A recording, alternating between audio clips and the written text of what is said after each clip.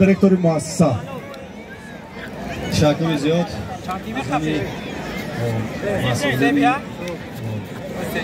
میدان منداری خود را میرسانم و از فرصت مناسب استفاده بردم با شما نظران شاعر گفتنی هستم. فرخنده بهار آمد نوروز مبارک باد. فرخنده بهار آمد نوروز مبارک باد. خندیده نگار آمد نوروز مبارک باد. سرمای زمستان رفت با برف و شب هجران. عاشق بر یار آمد نوروز مبارک باد. اولا السلام علیکم حاضرین ارجمند، مهمانان عزیز،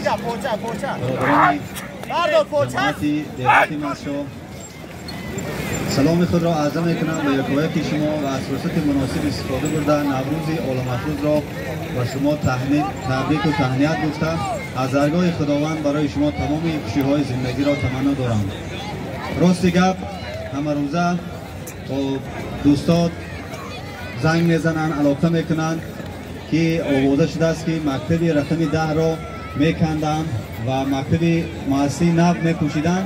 راست گپ سخنها راست است و از همه شما احترامانه خواهش میکنم ما که یک کاری مسئولناک داریم، مسئولیتناک داریم و هر روز پی کار تعلیم و تربیه هستیم و تلفن‌های شما رو برداشتن نمیتوانیم و من خواستم که در این نوروز شما رو تبریک کنم و همین کار ما رو کمک کرده ایستادن و ما همین تلاش و حرکت ما رو میکنیم و خواهش میکنیم که این خبر را به سمع همگان رسانید و التماس بسیار زنگ نزنید زیرا که ما کار ما خیلی مسئولیتناک است و هر یکی شما رو من تلفن شما رو جواب دادن نمیتونم. تشکر زیاد. بار دیگر نوروزتون مبارک باشه.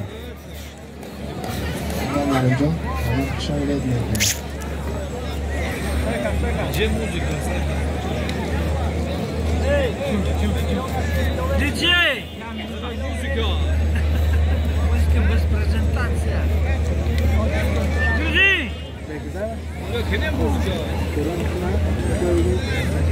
دو مرحمت شاگرد ما در میدان رقیب خودش رو انتظار است. الهام یکون کس باشد از مهمان ها، از همسایه ها مرحمت رقیب انتظار است.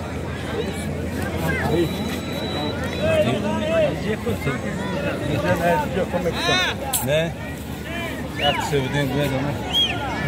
برفتم نه خاطر کش کارو گرفت علی تصمیم پیدا کنید کمتر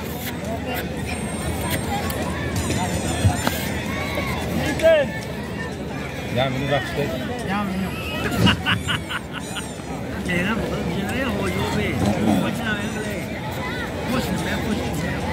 غیرت کنید پهلوانا، غیرت کنید.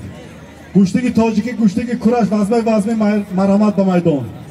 مهمانا باشه مرحمت. لبای ایماردینو حرف خود را انتظارم. گوشتگی تاجیکی مرحمت. دوستای من بر شما اندکم از بوزی رفتی بوزی رو نوار کردم. باقی بوزی رو من همیشه در سه چسکه میارم، در سه چسکه نوار میکنم برای شما دوستا. آفرین. سه چسکه